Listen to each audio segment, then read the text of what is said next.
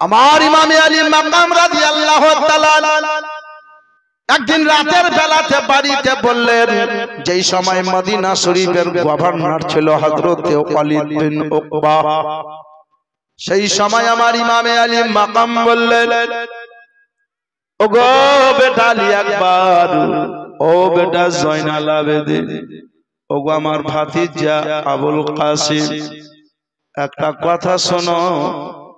আজকে রাতের বেলায় আমাদের সমস্ত মালপত্র গুলোকে একত্রিত করে নাও, কালকে সকাল বেলাতে আমরা মদিনা শরীফ ছেড়ে মক্কা শরীফে চলে যাব।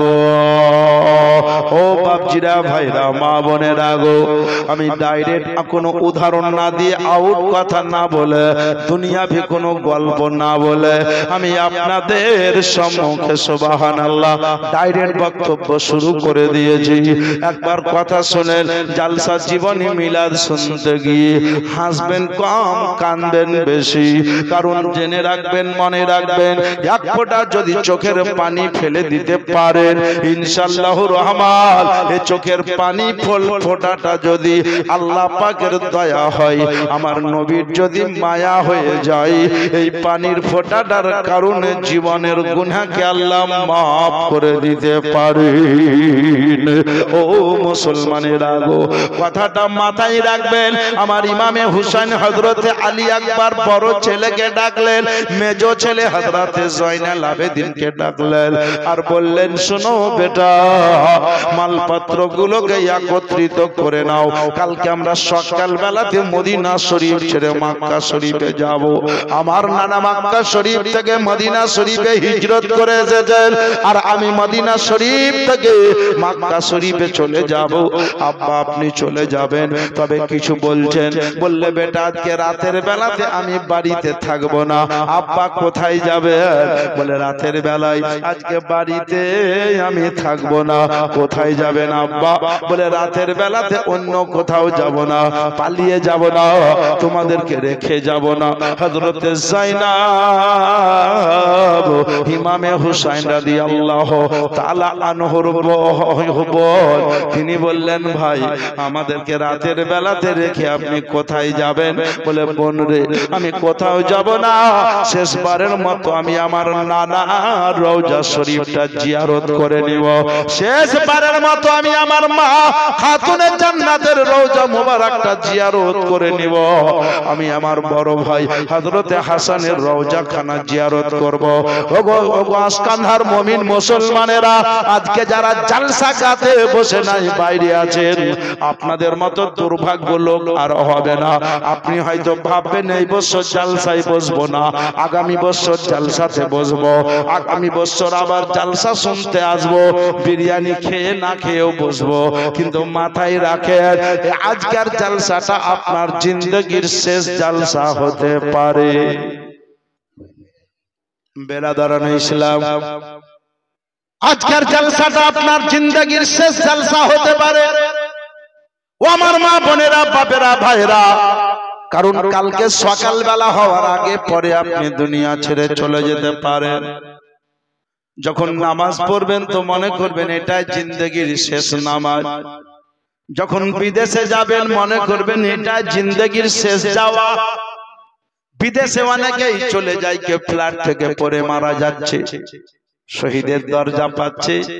মুসলমানেরা যদি নবীর প্রেমিক প্রেমিকা হয়, তাহলে আমি আপনাদেরকে জানাতে চাই, বাড়ি থেকে আপনি রাজগ্রাম যেতেছিলেন বা মুরারই যাচ্ছিলেন, রাস্তাতে কোনো গাড়ির তলাতে অ্যাক্সিডেন্ট হয়ে মারা গেলেন, মাথায় রাখবেন, বাড়ি থেকে বেরিয়ে গেলেন, আপনার বেরিয়ে যাওয়াটা জিন্দগির শেষ যাওয়া হতে পারে। ও বাপজিরা, ভাইরা আমার, মা বোনেরা গো, এই জন্যই তো আমি বারবার জালসাতে বলি, বাইরে ঘুরিয়েন না। 1 ঘন্টা 2 ঘন্টা সময় পারলে নবীর জীবনী জালসাতে দেন। কারণ আল্লাহকে বলতে পারবেন, আল্লাহ গতকালকে তোমার জালসা শুনেছিলাম, বৃহস্পতিবার জালসা শুনেছিলাম, জালসা শুনতে শুনতে চোখের এক ফোঁটা পানি ফেলেছিলাম, জীবনে কিছু করতে পারিনি। মাওলা গো, তোমার ঘরে 5000টি টাকা দিয়ে এসেছিলাম, 2000টি টাকা দিয়ে এসেছিলাম। রব্বুল আলামিন, আর বিশেষ কিছু করতে পারিনি। আল্লাহ পাক রব্বুল আলামিন বলবেন, গো আমার বান্দা, আমার হাবিবের সাথে যখন বসেছো, আমার ঘরের উপরে যখন মোহাব্বত রেখেছো, তো যাও যাও, আমি আল্লাহ পাক তোমার ফেরেশতা মারফত তোমার কবরকে জান্নাতের বাগান বানিয়ে দেব। কবরে জান্নাতি বিছানা বিছিয়ে দেব, কবরে জান্নাতি খানা পৌঁছিয়ে দেব। দুনিয়ার খানা আজকে আস্কান্দাতে না খেলে এই খাবার কালকে বাড়িতে পাবে, কিন্তু আস্কান্দাতে যে জান্নাতি বাগান করেছে এইরকম বাগান অন্য গ্রামে পাবেন না। আপনি বলবেন, মাওলানা শ্রীরামপুরের জালসায় থাকবো। জি হ্যাঁ, ওই বাগান আলাদা, এই বাগান আলাদা। যদি আলাদা না হতো এর নাম আস্কান্দা হতো না, ওর নাম শ্রীরামপুর হতো না, ওর নাম বনরামপুর হতো না, ওর নাম ঝাড়খণ্ড, বিহার, বেঙ্গল হতো না। আমি আপনাদেরকে বলি, কোন রাত্রে জালসা আল্লাহর দরবারে কবুল হয় কেউ বলতে পারে না, কোন গ্রামের জালসা কবুল হয় কেউ বলতে পারে না। তাই আমি অনুরোধ করে আপনাদেরকে বলবো, একটু মন দেবে, যে যেখানে আছে। আমার ইমামে হুসাইন বললেন, বেটা মালপত্র গুলোকে একত্রিত করে নাও, কালকে ফজরের নামাজটা শেষবারের মতো মদিনা শরীফে আদায় করব, আর জিন্দেগিতে মদিনা শরীফে আসা হবে না, আর মসজিদে নববীতে নামাজ হবে না। ও মুসলমানের আগো, আজকার বার হলে আমার হুসাইন বলতে, এ জলসা জিন্দেগির শেষ জলসা হতে পারে। ওগো নবীর প্রেমিক প্রেমিকা, উনি ছিলেন নবীর নাতি আহলে বাইত, আপনি হলেন নবীর প্রেমিক, নবীর উম্মত। সুতরাং আপনার কর্তব্যটা কেমন হওয়া দরকার এটা নিজে ইনসাফ করে নেন, নিজেই বিচার করে নেন। কারণ নবী বলেছেন, মান আরাফা নাফসাহু ফাকাদ আরাফা রাব্বাহু। যতক্ষণ পর্যন্ত তুমি নিজের নফসকে চিনতে পারবা না, ততক্ষণ পর্যন্ত আল্লাহ পাককে চিনতে পারবা না। তুমি যতক্ষণ পর্যন্ত নিজের নফসকে চিনতে পারবা না, ততক্ষণ পর্যন্ত আল্লাহ পর্যন্ত পৌঁছতে পারবা না, আল্লাহকে চিনতে পারবা না। আমি আপনাদেরকে জানাতে চাই, ও মুসলমানেরা গো, আমার হুসাইন সবাইকে বললেন, তৈরি হয়ে যেও, ফজরের নামাজ পড়ে রওনা দেব। ছোট্ট একটা বেটি ছিলেন, যার নাম হযরত সুগরা রাদিয়াল্লাহু তাআলা আনহা। বাচ্চি মেয়ে, প্রচন্ড জ্বর হয়েছে, জ্বর হয়েছে, জ্বরের তাড়নায় কাঁপাকাঁপি করছে, জ্বরের তাড়নায় ছটফট করছে। আমার ইমামে হুসাইন রাদিয়াল্লাহু তাআলা আনহু বলতেছেন, বেটি জ্বর হয়েছে। হ্যাঁ আব্বা, জ্বর হয়েছে। সুবহানাল্লাহ। বিরাদার, মহিলাদেরকে প্যান্ডেলের ওই সাইড দিয়ে একটা রাস্তা করে দেন, হয়তো আগে কিছু মহিলা বসা হবে। যাক, প্রত্যেকের নিজ নিজ সুবিধা মতো বসে আছে। যদি ভিতরে গেলে হয়তো মৌলবি দেখতে পাবো না, আর দেখতে না পেলে হয়তো ভালো লাগবে না। এই দেখা দেখি সিস্টেমটা হইলো, বুঝলেন? শুনে আজকে আপনি দেখছেন, তবে আজকে আপনাকে কিছু কয়েকটা ঘটনা বলে যাব। যত পর্দায় থাকবে, কসম খোদা, কিয়ামতের দিন তত সুন্দর ভাবে পর্দা নশীনদের লাইন আল্লাহ আলাদা বানিয়ে দেবে। বুঝতে পেরেছেন? কিতাবের নাম সুলতানে কারবালা। হযরত খাতুনে জান্নাত মা ফাতেমা জোহরা রাদিয়াল্লাহু তাআলা আনহা কেমন পর্দা করতেন জানেন? উম্মুল মুমিনিন হযরত আয়েশা সিদ্দিকা রাদিয়াল্লাহু তাআলা আনহা বলেছেন, আমি একদিন খাতুনে জান্নাতের মাথার ওড়নি চাদর খুলতে গিয়ে, একটু হিলাতে গিয়ে, কারণ ইচ্ছা হলো যে ফাতেমার চুলটা কেমন দেখব, এই বলে ফাতেমার মাথার চাদর মোবারকটা একটু তুলে কয়েকটা চুল দেখে নিয়েছি, আর খাতুনে জান্নাত অঝর নয়নে কাঁদতে লেগেছে। কেন কাঁদছো? আমার চুল দেখলা কেন? হযরত উম্মুল মুমিনিন বললেন, বেটি ফাতেমা গো, আমার বড় শখ ছিল, ইচ্ছা ছিল যে ফাতেমার চুলটা কেমন একটু দেখব। কেমন মা আর কেমন বেটি, সতলা মা। কারণ হযরতে ফাতেমা জোহরা নিজের মায়ের নাম হযরতে খাদিজাতুল কুবরা, খাতুনে জান্নাতকে বাচ্চা রেখে ইন্তেকাল করে গেছে। হযরতে ফাতেমা বললেন উম্মুল মুমিনিন ওগো মা আয়েশা সিদ্দিকা আপনি আমার চুলটা দেখলেন কেন? বললে বেটি আমি জীবনে কোনোদিন চুল দেখিনি রে বেটি, তাই আমার ইচ্ছা হলো ফাতেমার চুলটা কেমন একটু দেখবো। বলে আমার চুল দেখলেন কেন আপনি? আমিও যে ইচ্ছা করেছিলাম আল্লাহ গো রব্বুল আলামিন আমার চুল আমার সাতলাম মায়েরাও কোনোদিন দেখেনি, অপর পুরুষ তো দূরে থাক, অপর নারী তো দূরে থাক, আমি বিশ্ব নবী রাহমাতুল লিল আলামিনের চতুর্থ নাম্বার বেটি, আমার চুল আমার মা জননী আয়েশা সিদ্দিকাও দেখেনি। এটা যে আমি গৌরব করতাম। উম্মুল মুমিনিন নবীর কাছে ছুটে গেলেন, ইয়া রাসূলুল্লাহ ইয়া হাবিবাল্লাহ, নবী গো ফাতেমা কাঁদছেন। নবী বললেন কই আমার বেটি, কই আমার খাতুনে জান্নাত, কই আমার আমিনা, কই আমার সাজিদা, কই আমার জোহরা, কই আমার বতুল, কই আমার তাহিরা, কই কই কই। এই বলে নবী এসে বললেন বেটি কাঁদছো কেন? বলে আব্বা গো আমার মা আমার চুল দেখলে কেন? নবী বললেন বেটি কাঁদিও না, তোমার মায়ের ইচ্ছা ছিল যে ফাতেমার চুলটা কেমন দেখবে। আমার বিশ্ব নবীর কথাতে খাতুনে জান্নাতের চোখের পানি বন্ধ হইল। খাতুনে জান্নাতের চুলটা কেমন নবী উম্মুল মুমিনিন হযরত আয়েশা সিদ্দিকাকে জিজ্ঞাসা করলেন, বিবি গো আমার ফাতেমার চুল কেমন দেখলা? বলে ইয়া রাসূলুল্লাহ ইয়া হাবিবাল্লাহ, নবী গো ফাতেমা তুই জোহরার চুল দেখতে গিয়ে দেখলাম যে খাতুনে জান্নাতের মাথার চুলে আল্লাহর জিকির করছে। একটু জোরে বলতে হবে। মা ফাতেমা তুই জোহরার চুলে আল্লাহ কি? বাংলা বুঝতে অসুবিধা হয়েছে কি? অসুবিধা না হয়েছে তো বলবেন, কথা ঘুম আসবে না। মা ফাতেমা তুই জোহরা রাদিয়াল্লাহু তাআলা আনহার চুলে জিকির করছে। ওগো জননী, যে খাতুনে জান্নাতের মাথার চুলে যদি আল্লাহর জিকির করে তো বলেন তাহলে তার কালবে দেহতে অঙ্গ প্রত্যঙ্গতে কত জিকির করে। এই খাতুনে জান্নাতের মাথার চুলে জিকির, এই ঘটনাটা একদিন মালদা ডিস্ট্রিক্টে জীবনীতে বলতে গিয়ে একজন আমাকে প্রশ্ন করে উঠেছে, হুজুর মা ফাতেমা তুই জোহরার চুলে জিকির করছে আর আমাদের মা বোনের মাথার চুলে কি করছে? তো বললাম কি করছে বুঝেন আপনি? তার একজন পাশ থেকে বলছে কি করছে বুঝতে পারো না, এদের মাথার চুলে উকুন করছে। তো আরেকজন সাইড থেকে মানে যুক্তি করে এসেছে 4-5 জন, বলছে উকুন করছে তো মৌলভী সাহেবকে শোধাতো উকুন কয় প্রকার, উকুনেরা কয় ভাই? তো আমি বললাম আমি উকুনের ব্যবসা করি, যে উকুন কয় ভাই সেটা বলবো। বলছে হুজুর আমি বলবো। তো বলি বলো। তো বলছে উকুন হলো 3 প্রকার, 3 কোয়ালিটি, 3 ভাই। আমি বলি কি কি? তো আমাদের বীরভূমে এলাকায় যে উকুনটাকে বড় উকুনটাকে বলছে বড় ভাইয়ের নাম হলো ঢেলা, আর ওই এলাকাতে বলে ওকে ঢেলা। আর মেজো উকুন মেজর উকুন তার নাম হলো আমরা বলি সুঝালি নাকি, আর ওরা বলছে সুয়ালি।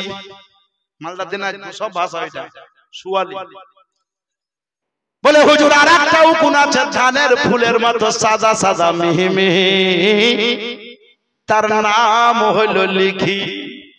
আমি বললাম ভাইরে আজ থেকে আমিও গেলাম শিখি, কিন্তু আপনারা যে হাসছেন এটা দুঃখের হাসি, এটা সুখের হাসি নয় গো। কেন জানে? আজ যদি কোনো মহিলা মাথার চুলের পর্দা করেন জননী, খাতুনে জান্নাতের মাথার চুলে আল্লাহর জিকির করেছে গো। আপনার মাথার চুলে জিকির না করলে খাতুনে জান্নাতে ইশারাতে আপনি জান্নাতি হয়ে যাবেন যদি সেই পর্দা করে চলেন। কিন্তু আজকে পর্দা উঠে গেল, পর্দা হারিয়ে গেল, আমাদের বাড়িতে ইবাদত বান্দাগি হারিয়ে গেল, আমাদের বাড়িতে কোরআন তেলাওয়াত করা হারিয়ে গেল। এই জন্য আমাদের বাড়িতে আপদ বিপদ বেশি, বালা মুসিবত বেশি। ওগো জননী আমার বিশ্ব নবী রাহমাতুল লিল আলামিন এই জন্যই তো বলেছেন ওগো আমার উম্মত উম্মতি, আমি নবী যেইভাবে চলতে বলেছি চলবে। আর যা থেকে বিরত থাকতে বলেছি বিরত থাকবে। নবী আমি কথা দিলাম তোমাদের মাটির উপরে চলার দায়িত্ব তোমাদের থাকবে, আর মাটির ভিতরে তোমাদেরকে চালাবার দায়িত্ব নবী আমার থাকবে। বুঝতে পারেন না? মাটির ভিতরে খুব মস্তান। কি বলছেন? কি করছি এখানে? এখানে মেয়ে ছেলের স্টেশনারির দোকান। যা জালসা শুনগা তো তোর বাপের টাকায় খেয়েছি নাকি আমি? কথা সেদিন বাপকে বলবে বাপ কবরে যাবে না, বন্ধুকে বলবে বন্ধু যাবে না, বান্ধবীকে বলবে যাবে না, বিবিকে বলবে যাবে না, বিবি স্বামীকে বলবে যাবে না। কিন্তু আমার রহমাতাল লিল আলামিন আকা মুস্তাফা সাল্লাল্লাহু আলাইহি ওয়াসাল্লাম বললেন, ও আমার উম্মত উম্মতি তোমাকে কবরে রাখা হবে, আর দয়ার নবী আমি মায়ার নবী আমি কবরের এক সাইডে গিয়ে তোমার মহব্বতে দাঁড়িয়ে থাকবো। বুঝতে পেরেছেন? এই জন্যই তো আমার আলা হযরত আজিমুল বরকত কানজুল কারামাত জাবালুল ইস্তিকামাত ইমামে আহলে সুন্নাত ইমামে আহমদ রাজা ফজলে বেরলভী রাহমাতুল্লাহ আলাইহি মাসলাক আলা হযরত যাকে বলা হয়, উনি বলেছিলেন যে সকল দুনিয়ার মানুষের কবর এক মুখ বা এক গলা হয়, কিন্তু আমার কবরটা মাথা থেকে এক হাত বা এক টিপ উঁচু করিও, এরকম গর্ত করিও। বলে হুজুর উনার মুরিদ মুতাকিদ প্রেমিকগণ বলল, হুজুর জগতের লোকের কবর এক মুখ বা এক গলা হয়, আর আপনার কবর মাথা থেকে এক হাত বা একটি উঁচু কেন করতে হবে? আমার আলা হযরত বললেন, জেনে রাখো মনে রাখো, এই জন্যই আমার মাথা থেকে কবরটা গর্তটা উঁচু করবা, ওই কবরে আমাকে রেখে তোমরা চলে আসবা। আমার দয়ার নবী মায়ার নবী আমার কবরে আসবেন, আর আমি যাতে নবীর সম্মান অর্থে ওই কবরে দাঁড়িয়ে দাঁড়িয়ে নবী মুস্তাফাকে সালাম জানাতে পারি। নারে তাকবীর, আল্লাহু আকবার, নারে রিসালাত, মাসলাকে আলা হযরত জিন্দাবাদ, উলামায়ে আহলে সুন্নাত জিন্দাবাদ, আসকান্দা মুসলিম সমাজ জিন্দাবাদ, নারে তাকবীর, নারে রিসালাত। ও মুসলমানেরা গো, আমার আলা হযরত জগৎকে জানিয়ে দিলেন, ওগো জগতের মুমিন মুসলমানেরা, আমি যেমন নবীকে ভালোবেসেছি তোমরাও ভালোবাসিও। বাড়ি যদি আসকান্দা হয় তবুও ভালোবাসিও, বাড়ি যদি ঝাড়খণ্ডে হয় তবুও ভালোবাসিও, বাড়ি যদি বেঙ্গলে হয় তবুও ভালোবাসিও, কারণ আমি নবীকে ভালোবেসে নবী মুস্তাফা রওজা শরীফে গেছিলাম হজ করে। আমি নবী রওজাতে হাত জোড় করে দাঁড়িয়ে দাঁড়িয়ে বলেছি, আসসালাতু ওয়াসসালামু আলাইকা ইয়া রাসূলুল্লাহ, আসসালাতু ওয়াসসালামু আলাইকা ইয়া হাবিবাল্লাহ, ফিদাকা উম্মি আবি। নবী গো, হুজুর আপনার পদতলে আমার মা বাবা কুরবান হয়ে যাক। ইয়া রাসূলুল্লাহ ইয়া হাবিবাল্লাহ, হুজুর আমি আপনাকে জানাতে চাই, আমি আপনাকে চোখে দেখিনি, আমি জিন্দা নবী লিখেছি, হায়াতুন নবী, জিন্দা নবী, হাজির নাজির নবী। ইয়া রাসূলুল্লাহ ইয়া হাবিবাল্লাহ, নবী গো আমি বেরেলি শরীফ থেকে আপনার রওজা শরীফে এসেছি, আমি বাড়ি যাব নবী, অতক্ষণ পর্যন্ত যাব না যতক্ষণ পর্যন্ত আপনাকে বাহ্যিক দৃষ্টিতে দেখব না। জোরে বলে কেমন প্রেম, কেমন মোহাব্বত। আজকে আমরা বলছি আসকান্দা জালসা শুনতে যাব, তবে বিরিয়ানি খেয়ে প্যান্ডেলের ভিতরে ঢুকবো না। মেলা লোক আছে, হ্যাঁ পালাইছে, যা কেন কোথি যাবে, যাবে কোথি? একটা ফকির গ্রামে ভিক করছে, তো ওই ঘাটটা ঝোলা থেকে একটা চোর পেছন দিক থেকে ঝোলাটাকে টেনে নিয়ে পালিয়ে গেল। তো একটু দূরে গেল শ্রীরামপুর পর্যন্ত, তো ওই দিকে পালালো, গোপালপুরের পরে আর একটু গেল, ওই দিক থেকে আরো অন্য সাইডে আর একটু গেল, ঘুরে ফিরে দেখছে যে তুই পালালি তো পালালি, আর কোথায় আর যাবো, আসকান্দার কবরস্থানে এসে বসে গেল। হুজুর এখানে কি করছেন? ফকির সাহেব তো বলে আমার ব্যাগটা চোর চুরি করে নিয়ে পালাইলো, তার লেগে আমি এখানে বসে আছি, ব্যাগটা লিবো তার জন্য। জোরে বলুন সুবহানাল্লাহ। বলে ছুটে নিয়ে পালিয়ে গেছে, আর ব্যাগ এই কবরস্থানে পান।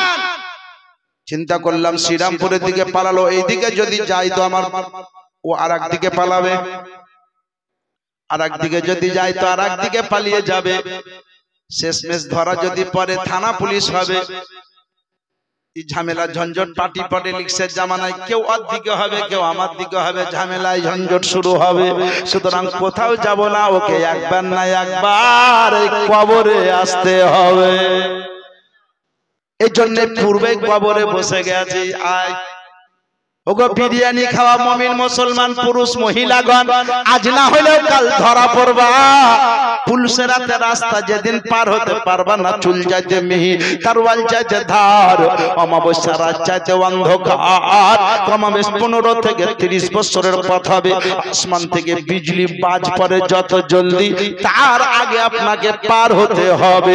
জননী ওই রাস্তায় দাঁড়িয়ে থাকবা, আমার রহমাতুল লিল আলামিন আকা মুস্তাফা দেখবেন। ওরে আমার উম্মত উম্মতি যারা বিরিয়ানি খেয়ে পালাওনি, আল্লাহর ঘর মসজিদের মহব্বতে জালসায় বসেছিল, তাদেরকে আমি দেখতে পাচ্ছি। আর যারা বিরিয়ানি খেয়ে পালিয়ে গেছিল, যারা সুবহানাল্লাহ পালিয়ে গেছিল, আড্ডা করে দাঁড়িয়েছিল, তাদেরকেও দেখতে পাচ্ছি।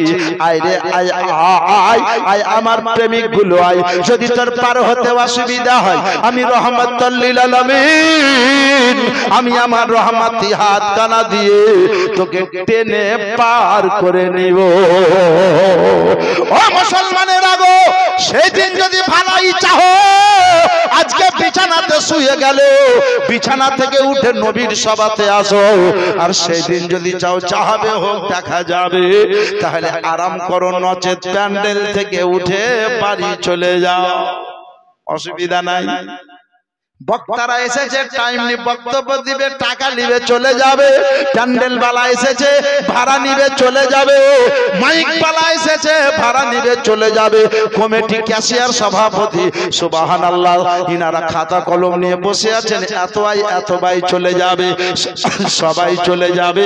মধ্যখানে মহব্বতটা আপনার কমে যাবে। আর মহব্বত কমের কারণে ও মুসলমানের আগো জীবনের গুনাহ বাড়তেও পারে, কমতেও পারে। সুতরাং আমি আপনাদেরকে বলতেছিলাম, মহব্বত যদি করতে হয় তো নবীকে করে, ভালো যদি বাঁচতে হয় তো নবীকে বাঁচেন, মন যদি দিতে হয় নবীকে দেন, প্রেম যদি করতে হয় তো নবীর সঙ্গে করো। করলে কিয়ামতে সমস্ত জায়গায় ভালাই হবে। আমি আপনাদেরকে বলতেছিলাম, আমার আলা হযরত যখনই বলে দিলেন, ইয়া রাসূলুল্লাহ, ইয়া হাবিবাল্লাহ, নবী আপনাকে দেখব, যেমনই বলে দিয়েছেন দেখা না দিলে পালাবো না। আমার বিশ্ব নবী রওজা মোবারকটা ফেটে গেল। আর আলা হযরত বিশ্ব নবী রহমাতুল লিল আলামিনকে দেখে নিলেন, নবীর কদম মোবারক গুলো হিলতেছিল।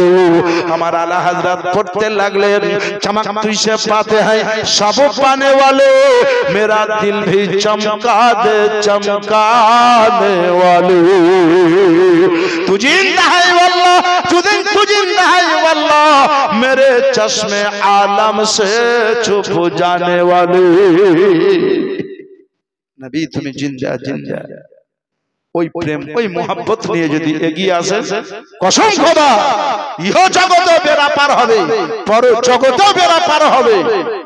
আমার ইমামে আলী মাকাম রাদিয়াল্লাহু তাআলা ইমামে হুসাইন বললেন, বেটি শুকরা, এটাই বলছিলাম, জ্বর হয়েছে মা, সুতির কাপড় একটা নিয়ে পানিতে ভিজালেন, আর পানিতে ভিজিয়ে বেটির কপালে পানির পট্টি দিয়ে দিলেন। আগেকার লোক জ্বর হতো খুব, তো সুতির কাপড় ভিজিয়ে কপালে পানির পট্টি দিত। ডাক্তার সাহেব আপনার মনে পড়বে বেশি, এখনো দেয়। বাপজিরা ভাইরা আমার, সুবহানাল্লাহ, আমার হোসেন রাদিয়াল্লাহু তাআলা সুতির কাপড়টা পানিতে ভিজিয়ে ওনার পেশানিতে দিলেন।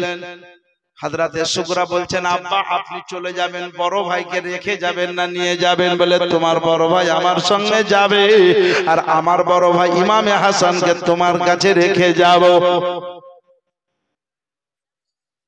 বললেন, আব্বা ওগো আমার জননী, মা যাবে না থাকবে? বলে, তোমার মা আমার সঙ্গে যাবে আর আমার মা তোমার কাছে থাকবে। কথা বলতে বলতে হযরতে সুগরা বললেন আব্বা গো আমাকে নিয়ে যাবেন না? বললেন না বেটি তোমাকে নিয়ে যাব না। যারা দিনের মহব্বতে বসে আছে তারা একটু বিশেষ করে শুনেলেন। কোরআন বলল নবী বলে দাও তোমার উম্মতকে তাদের কাছে কোনো দাবি দেওয়া নাই, একটাই দাবি, সেটা নামাজ ও রোজার বিনিময়ে নয়। সেই দাবি হলো তোমার উম্মত যাতে তোমার আহলে বাইতকে মহব্বত করে। ওগো আহলে বাইতকে মহব্বতকারীরা যারা হুসাইনকে ভালোবাসবে তারা জালসা না শুনে বাড়ি যাবে না। হুসাইনকে যারা ভালোবাসবে তারা প্যান্ডেলের ভিতরেই বসে থাকবে। কথাটা শুনেন জননী। আমার হুসাইন বললেন বেটি না দাদা তোমাকে সুস্থ করে গেলে হবে না, তোমাকে যদি সুস্থ করতে যাই কয়েকদিন সময় লাগবে, আর যে 5 দিন 7 দিন সময় তোমাকে সুস্থ করতে লাগবে সেই 5-7 দিন আমি আমার নানার দিনের কাজ করব।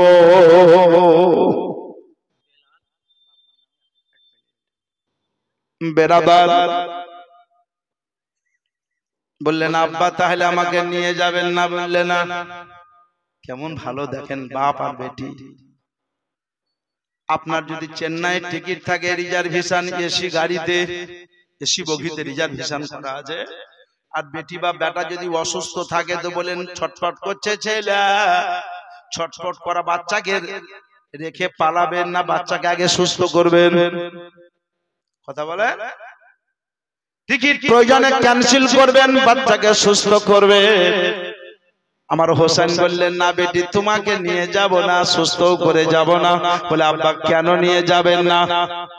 বললে বেটি গো তোমাকে নিয়ে গিয়ে যদি অসুখ তোমার সুস্থ করার জন্য ডাক্তারের দ্বারে দ্বারে ঘুরে বেড়ায় তো গো আমার প্রাণের বেটি তোমাকে নিয়ে ডাক্তারের দ্বারে দ্বারে ঘুরে বেড়াবো না, আমি আমার নানার দিনের কাজ করে বেড়াবো। হযরতে সুগরা চোখে পানি ঝরতে লাগলো। হযরতে সুগরা রাদিয়াল্লাহু তাআলা না বলতে লাগলেন ওগো আমার আব্বা হুজুর তাহলে একটা কথা বলছিলাম জননী, আজকে আপনি নামদার নানা রওজা শরীফে যাবেন বলে জিন্দেগিতে রওজাতে আসতে পারবো না, এই জন্য আমি আমার নানা রওজা শরীফে যাব বেটি।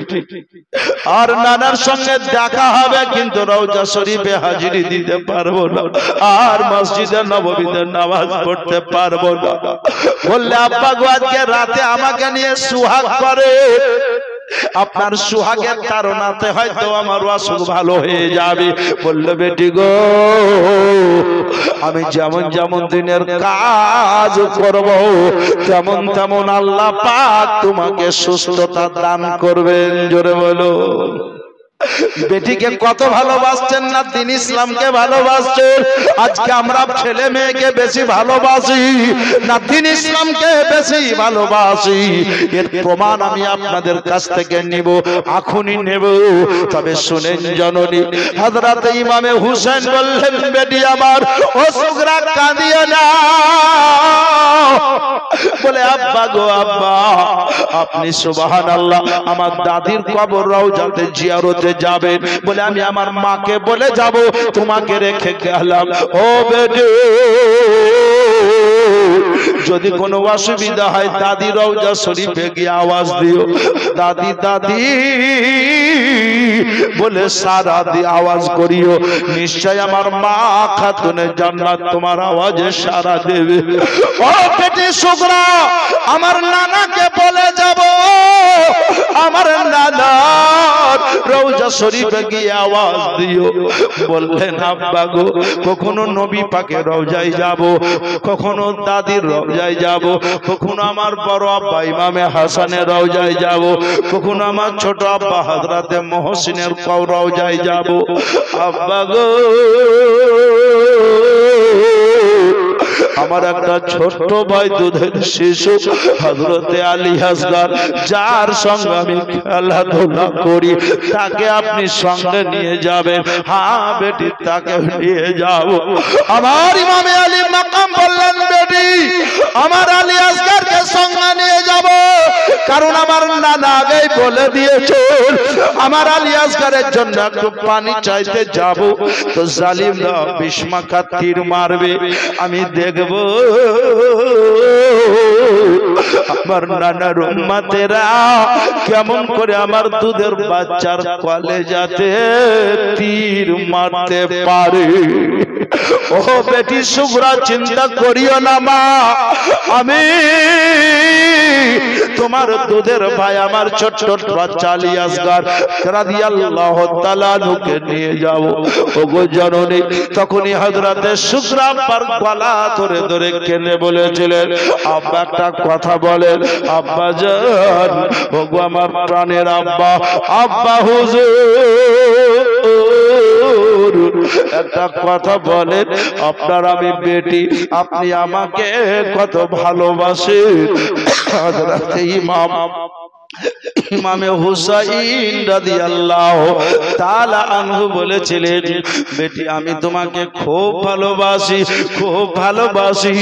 তাহলে রেখে যাবেন, নিয়ে যাবেন না, সুস্থ করে যাবেন না? বললে, বেটি গো, তোমাকে খুব ভালোবাসি বেটি হিসাবে, তবে অত ভালোবাসতে এখনো পারিনি যত ভালো আমি আমার নানা আর দ্বীন ইসলামকে ভালোবেসেছি। একটু জোরে বলেন। অত ভালোবাসতে এখনো তোমাকে পারিনি যত ভালো আমি আমার নানার দ্বীন ইসলামকে বেসেছি। ঘটনা দ্বারা প্রমাণ হলো আমার ইমামে আলী মাকাম রাদিয়াল্লাহু তাআলা বলেছেন, প্রয়োজনে আলী আসগারের কলেজায় 20 টাকা তীর মেরে দিবে, হুসাইন সবুর করে নিবে।